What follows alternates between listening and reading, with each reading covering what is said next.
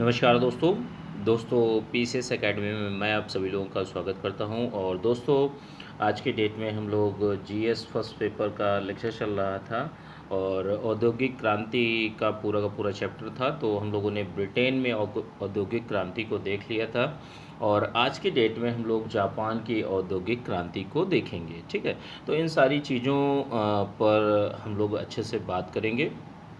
और दोस्तों, ये वीडियो अच्छा लगता है तो वीडियो को आप लोग लाइक कर दीजिएगा, वीडियो को शेयर भी कर दीजिएगा। ठीक है, और जो चीज़ें हैं दोस्तों, जैसे इसकी पीडीएफ है दोस्तों, वो आपको जो पेड व्हाट्सएप ग्रुप चल रहा है यूपी पीसीएस मेंस 2019 और 20 का, तो उसी में आप लोगों को दे दी जाएगी। ठीक है, चलिए अब ज़्यादा लेट ना करते हुए जापान में औद्योगिक क्रांति की बात कर लेते हैं। तो देखिए, सामंतवादी व्यवस्था के साथ ही जापान में एक नए युग का सूत्रपात होता है।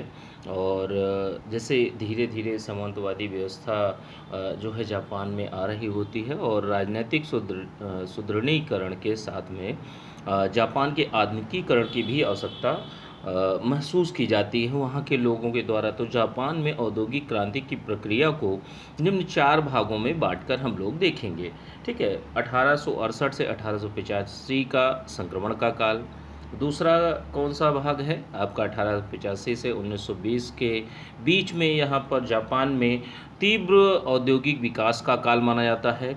और तीसरा कौन सा है, 1920 के विद्युत और रसायन में विकास का काल। और चौथा कौन सा माना जाता है, द्वितीय विश्व युद्ध के बाद जापान में विकास, और जिसका मूल मंत्र क्या था, लिटिल इज़ द बेस्ट। ठीक है, इसका काल माना जाता है। तो अब इन कालों को अब हम लोग एक एक करके देखेंगे। देखिए, 1868 में जापान के औद्योगिक विकास के समक्ष कौन कौन सी समस्याएं रहती हैं कि जैसे 1600 से लेकर 1868 तक जापान जो रहता है, राजनीतिक और प्रशासनिक स्तर पर सामंतवादी दौर से गुजर रहा होता है। वहाँ पर सामंतवादी व्यवस्था ने पैर पसार लिए होते हैं। और इसके साथ में क्या होता है कि जैसे जापान का आर्थिक आधार मूलतः क्या होता है, कृषि होता है। यहाँ पर तकनीकी का आधार भी पिछड़ा होता है कि तकनीकी की प्रगति उतनी अच्छी मात्रा में नहीं हुई होती है, अच्छे स्तर तक नहीं हुई होती है। और अगला भाग क्या कारण माना जाता है, जापान में बौद्धिक विकास का स्तर भी निम्न रहता है। तो ये सब समस्याएं रहती, इनकी समस्याओं के समाधान की दिशा में एक संगठित प्रयत्न आरंभ किया जाता है। और जब जापान के सामने औपनिवेशिक संकट उभर कर आया, और इसी दिशा में सबसे महत्वपूर्ण कदम जो रहता है, मेइजी राजवंश की पुनर्स्थापना के माध्यम से वहाँ उठाया जाता है। जिसकी विशेषताएं कौन कौन सी रहती हैं कि यहाँ पर केंद्रीकृत जो राज्य व्यवस्था की शुरुआत की जाती है, उदारवाद राज्य की संकल्पना को आधार दिया जाता है, आर्थिक प्रगतिशीलता की बात कही जाती है और राष्ट्रवाद की बात कही जाती है। तो ये सारी की सारी बातें आपकी जापान में की जा रही होती हैं। ठीक है, जो यहाँ कमियाँ होती हैं उनको ठीक करने के लिए, कि जैसे कहा भी जाता है कि जापान की औद्योगिक क्रांति की धारा भी राष्ट्रवादी चेतना से पोषित होकर राज्य के संरक्षण के माध्यम से ही आगे बढ़ती है। ठीक है, कि राष्ट्रवाद इसमें जो औद्योगिक क्रांति होता है, राज्य के संरक्षण से के माध्यम से आगे बढ़ती हैं चीज़ें। यहाँ की सरकार ने यह तय किया था कि औपनिवेशिक सत्ता से मुकाबला करने के लिए सैन्य विकास आवश्यक है। इसके लिए एक सुदृढ़ आर्थिक आधार की आवश्यकता थी। वित्तीय आधार तभी मजबूत हो सकता था जब उत्पादन और व्यापार में तेजी आए। भाई सीधी सी बात है कि आर्थिक गतिविधियां तभी होंगी जब आपके यहाँ उत्पादन हो और व्यापार हो, इन दोनों में तेजी आनी चाहिए। जापान की सरकार ने इस उद्देश्य की प्राप्ति के लिए औद्योगिक क्रांति को आवश्यक समझा और उसी के संरक्षण में जापान की अर्थव्यवस्था इस तरह से आगे बढ़ी कि 1885 में जहां जापान के कुल उत्पादन में जो औद्योगिक उत्पाद का अंश था सिर्फ 7% था। ठीक है, अब क्रमशः अर्थव्यवस्था का केंद्रीय तत्व बनने लगा, जिससे औद्योगिक आंकड़ों के माध्यम से हम लोग समझ भी सकते हैं। जिसे 1885 में कुल उत्पादन में कृषि का योगदान जो था वो आपका 42% था, और जो कुल उत्पादन में उद्योगों का योगदान तो 7% था। अब ये देखिए, ये नीचे जा रहा है और यह ऊपर आ रहा है। ठीक है, ये ऊपर जा रहा है। ठीक है, पहले 7%, फिर 8.9%, फिर 12.5%, 19.4% और 18.6%। तो ये सारी की सारी चीज़ें दिखाई पड़ती हैं यह 1920 तक।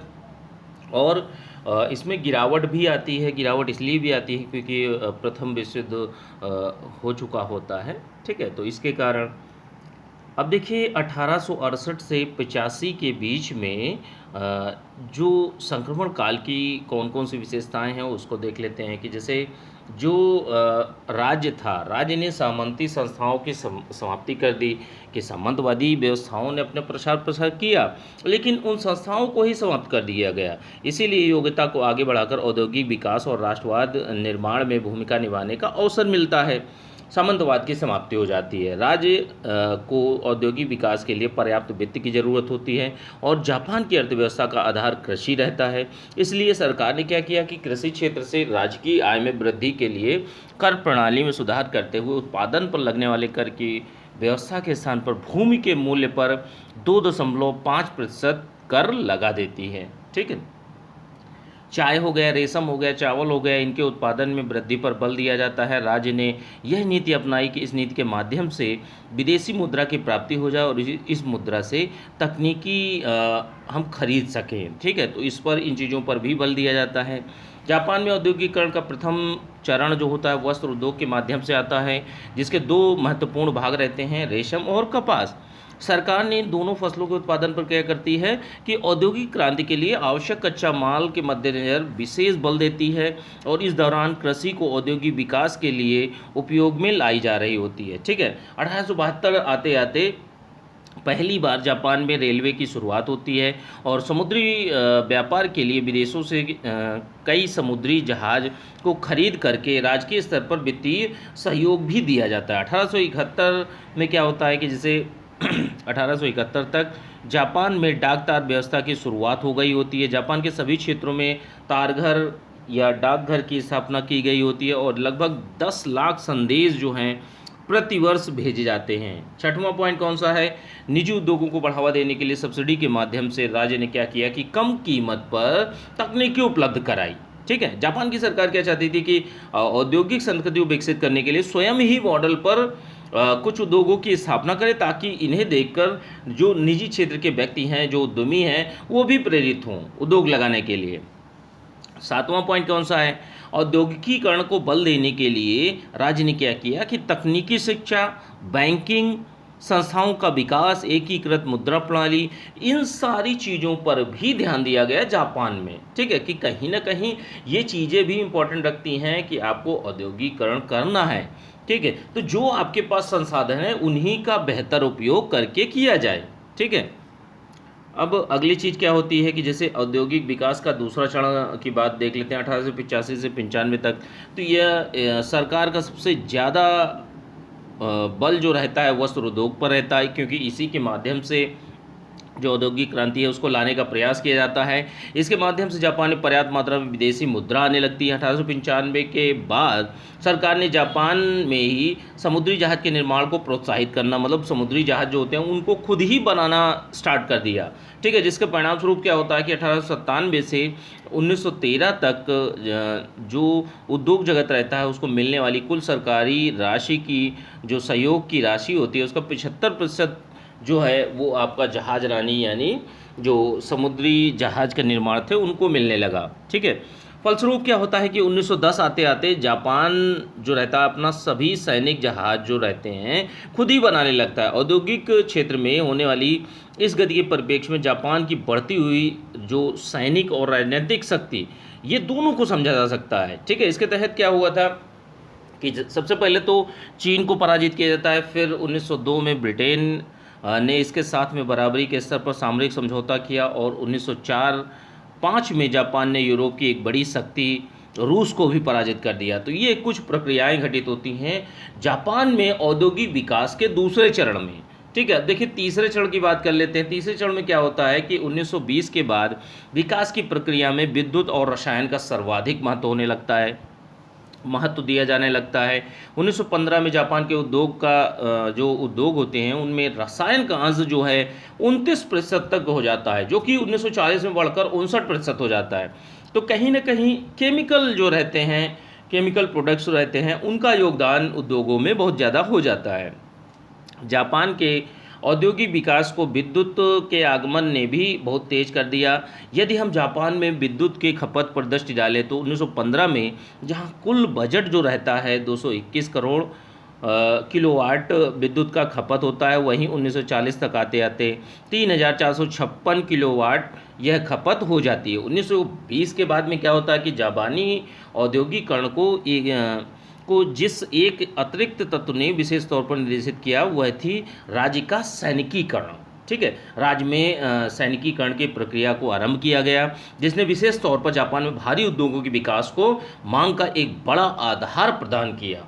ठीक है, इसके बाद क्या होता है कि जैसे जापान के औद्योगिक विकास ने, ठीक है, विकास को राज्य ने निम्नलिखित तरीके से बाजार उपलब्ध कराए कि जैसे जापान में औद्योगिक विकास हुआ तो इनमें कौन कौन सी डिमांड जनरेशन की गई, ठीक है, कौन कौन सी डिमांड जनरेट की गई, तो उन सारी चीज़ों पे किया गया। किस तरीके से जापान की औद्योगिक क्षमता जो थी, उत्पादक क्षमता, वो औद्योगिक विकास के साथ ही बढ़ गई और इसीलिए हुआ क्या कि आवश्यक बाजार की तलाश में ये भी यूरोप और अमेरिका की तरह औपनिवेशिक प्रतिस्पर्धा में भी शामिल हो जाता है कि भाई कहीं ना कहीं हम अपना प्रभाव या प्रभुत्व स्थापित करने लगे। और इसी के परिप्रेक्ष्य में प्रथम विश्व युद्ध के बाद साम्राज्यवाद ही एक अतृप्त इच्छा के कारण जापान में सैन्यवाद, सर्वसत्तावाद का विकास होता है। अमेरिका से इसकी प्रतिस्पर्धा का जो मूल कारण रहता है वो बाजार ही रहता है, मार्केट ही रहती है।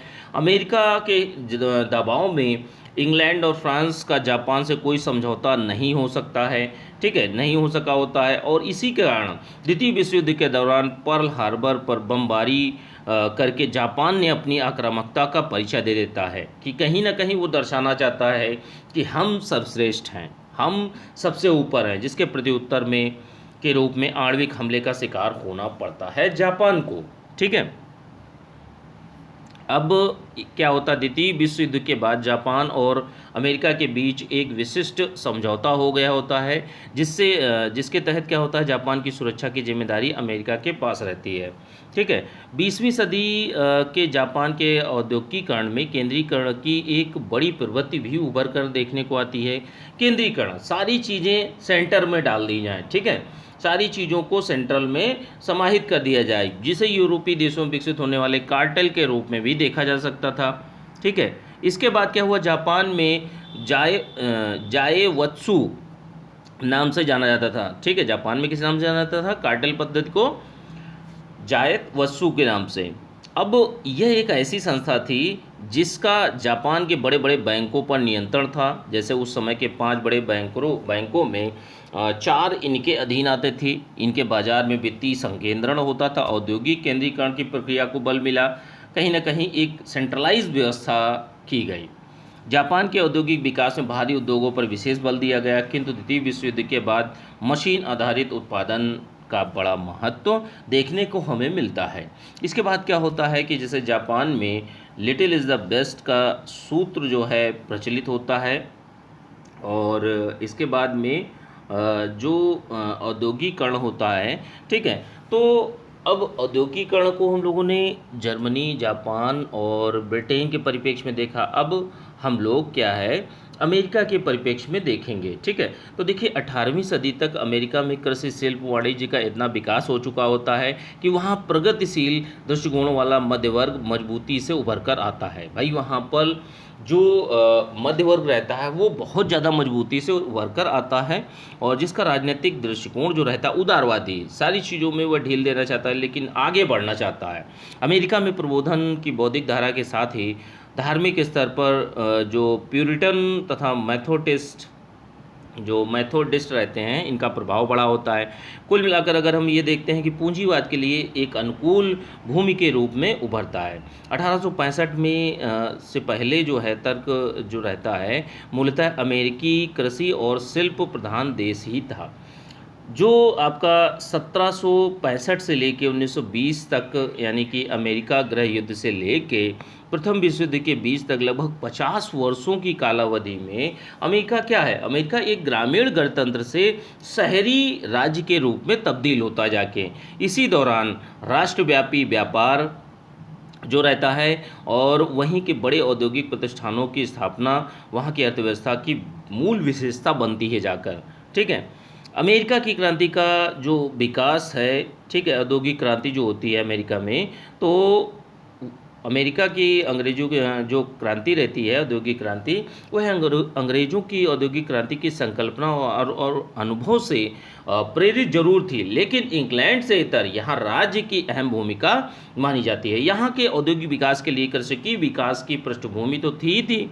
अमेरिका की बढ़ती हुई आबादी 1865 में दास प्रथा की समाप्ति कर दी जाती है। वहाँ उद्योग जगत के लिए सस्ता श्रम उपलब्ध कराकर सापेक्षिक रूप से कम कम उत्पादन लागत का एक आधार भी तैयार किया जाता है। ठीक है, इसके साथ में अमेरिका जो रहता है, अमेरिका दुनिया का पहला देश रहता है जिसने भूमंडलीकृत देश के रूप में विकसित हुआ, जिसके विकास में कई देशों के उद्यमियों को सहयोग भी मिलता है। अब देखिए कच्चे माल की बात कर लेते हैं, तो कच्चे माल के रूप में अमेरिका में औद्योगिक क्रांति जो होती है उसकी शुरुआत कोयला और लोहा इस्पात के माध्यम से होती है, क्योंकि यहाँ स्थानीय रूप से पर्याप्त रूप में कच्चा माल उपलब्ध रहता है। ठीक है भाई, आप कहीं ना कहीं जो प्रोडक्ट है बनाने के लिए अगर कच्चा माल ही नहीं रहेगा तो आप कैसे क्या कर पाएंगे। 19वीं शताब्दी का प्रथम अर्ध ही जो रहता है वस्त्र उद्योग, और द्वितीय अर्ध जो रहता है वो आपका कोल और लौह को वरीयता मिलती है यहाँ पर।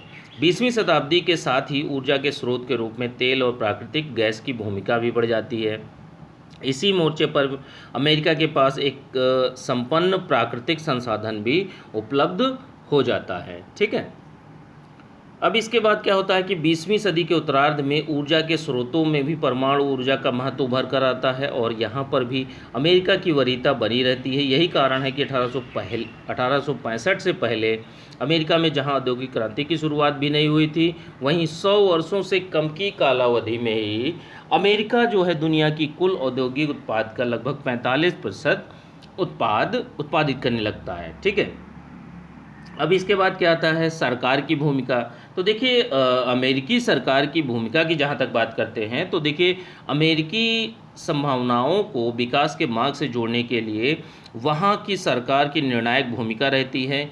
जिस तरह से इंग्लैंड की औद्योगिक क्रांति की एक विशेषता थी कि वहाँ पूंजी उस वर्ग के पास में थी जो निवेश के लिए तत्पर था। ठीक है, उसी तरह से कुछ स्थिति अमेरिका में भी थी, लेकिन अमेरिका की औद्योगिक क्रांति इंग्लैंड की औद्योगिक क्रांति से कई गुना तेज़ी से गति से विकसित होती है। इसका कारण भी माना जाता है कि सरकार ने अमेरिका में वित्तीय संस्थाओं का एक बड़ा जाल बिछा देती है, जिससे निवेशक को पूंजी की कोई कमी नहीं होती है। सरकार की अगली भूमिका क्या रहती है कि अमेरिका में तकनीकी विकास के क्षेत्र में हो रही प्रगति जो हो रही होती है, जिसके तहत विद्युत रसायन के क्षेत्र में विकास के लिए, तकनीकी विकास के लिए अमेरिका में कई इंजीनियरिंग कॉलेज भी खोले जाते हैं।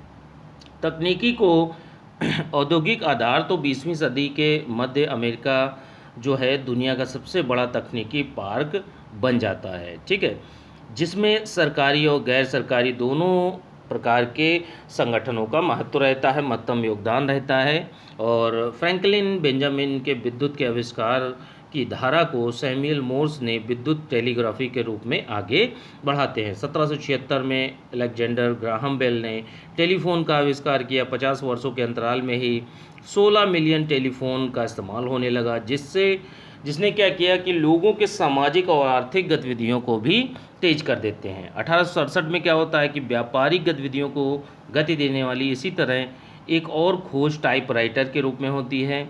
फिर एडिंग मशीन, कैश रजिस्टर और इसके बाद में लिनोटाइप कंपासिंग मशीन, रोटरी प्रेस आदि के माध्यम से यह प्रक्रिया आगे बढ़ते बढ़ते कई स्तर तक, अगले स्तर तक पहुंच जाती है। ठीक है, 8 पन्नों का 2,40,000 अखबार एक ही घंटे में प्रिंट होने लगता है। तो ये कुछ तकनीकी के माध्यम से प्रगति देखी जाती है अमेरिका में। ठीक है, अब देखिए मांग की जहाँ तक बात कर लेते हैं, तो देखिए मांग की जहाँ तक बात करते हैं तो उत्पादन के अनुकूल परिस्थितियों के बावजूद भी औद्योगिक क्रांति तब तक विकसित नहीं हो सकती जब तक कि यथोचित मांग ना हो। भाई डिमांड ही नहीं होगी तो आप उत्पादन क्या करोगे। अमेरिकी औद्योगिक उत्पाद को मुख्यतः तीन जो माध्यम हैं, बाजार हैं, की प्राप्ति होती है। प्रथम तो निरंतर विकासशील जो विकासमान अमेरिकी समाज में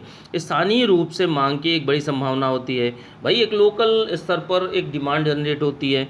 इससे सरकारी स्तर पर तब तक बल प्राप्त होता है जब तक कि जब 1930 की महान मंदी के बाद फ्रैंकलिन डी रोजवेल्ट ने न्यू जो डील की नीति थी उसके तहत कल्याणकारी राज्य की संकल्पना को आगे रखते हैं। इसी समय एक विद्वान रहते हैं केन्स, ठीक है। तो केन्स ने प्रभावपूर्ण मांग के सिद्धांत के माध्यम से आर्थिक सिद्धांत दिया, ठीक है। ये जॉन मेनार्ड केन्स कहा जाता है इनको, ठीक है। तो औद्योगिक जनता के लिए जो औद्योगिक विकास है, ठीक है, तो इसके लिए मतलब जो लोग रहते हैं जनता की डिमांड के लिए मांग का दूसरा मोर्चा अंतर्राष्ट्रीय व्यापार के लिए खुलता है, जो कि मुक्त व्यापार की नीति के माध्यम से आगे बढ़ता है। अमेरिका की सरकार ने औद्योगिक विकास को राष्ट्रीय अर्थव्यवस्था के सिद्धांत से जोड़कर भी देखना स्टार्ट कर देते हैं और राष्ट्रीय जो औद्योगिक प्रतिष्ठान रहते हैं तो अंतर्राष्ट्रीय प्रतिस्पर्धा होती है उससे बचाने के लिए यथासंभव प्रशुल्क के ऊंचे दर की व्यवस्था की जाती है, ठीक है, कि आप भाई अपने उद्योगों को, अपनी चीज़ों को, अपने प्रोडक्ट को संरक्षण देंगे। बाजार का तीसरा मोर्चा जो रहता है साम्राज्यवाद के माध्यम से उपलब्ध होता है, जिसमें मुनरो के इस सिद्धांत की अहम भूमिका उड़ जाती है कि अमेरिका सिर्फ अमेरिका वासियों के लिए सुरक्षित होना चाहिए। इस तरह लैटिन अमेरिका के रूप में एक बड़ा बाजार हमें दिखाई पड़ता है। उसके बाद क्या होता है कि अमेरिका के बाज़ार को सबसे बड़ा जो आधार मिलता है प्रथम विश्व युद्ध के दौरान मिलता है और इसके बाद प्राप्त होता है, जबकि अमेरिका जो कि पहले विश्व का लेनदार रहता है वह अब एक देनदार के रूप में तब्दील हो जाता है, ठीक है, कि पहले क्या था खरीदार बनता है, अब क्या है बेचने वाला बन जाता है। विश्व युद्ध के अंत तक आते आते जब अमेरिका जब दुनिया का सबसे बड़ा औद्योगिक देश बन गया होता है तो प्रथम विश्व युद्ध के बाद जिस तरह से यूरोपीय गतिविधियों से त्रस्त हो जाता है, तो इस बार ऐसा न करके विश्व में अपने बाजार की उपलब्धता को सुनिश्चित करने के लिए एक तरफ तो वह पश्चिमी यूरोप के पुनर्गठन का प्रयत्न भी करता है, तो दूसरी ओर लोकतंत्र का आदर्श सम्मुख रखते हुए समाजवाद के सर्वसत्ता से विश्व की जो रक्षा है उसके नाम पर शीत युद्ध को भी जन्म देता है, ठीक है। अमेरिका ने द्वितीय विश्व युद्ध के बाद बाजार की आवश्यकता के लिए पुरानी औपनिवेशिक शक्तियों को जहां पर समाप्त करने पर बल दिया, वहीं पर नवीन औपनिवेशिक शक्तियों को जो जिसको नव उपनिवेशवाद भी कहा जाता है उसकी शुरुआत भी, उसकी स्थापना भी करने का प्रयत्न किया जाता है, ठीक है। अब देखिए यातायात एवं संचार, अब यह जो चीज़ें हैं दोस्तों, जो औद्योगिक क्रांति है, ठीक है, तो जो औद्योगिक क्रांति रहती है तो उसमें उत्पादन, उपभोग और यातायात के स्वर्णिम त्रिभुज का अवलंब लेकर विकसित होती है और मतलब तीनों की आवश्यकता होती है।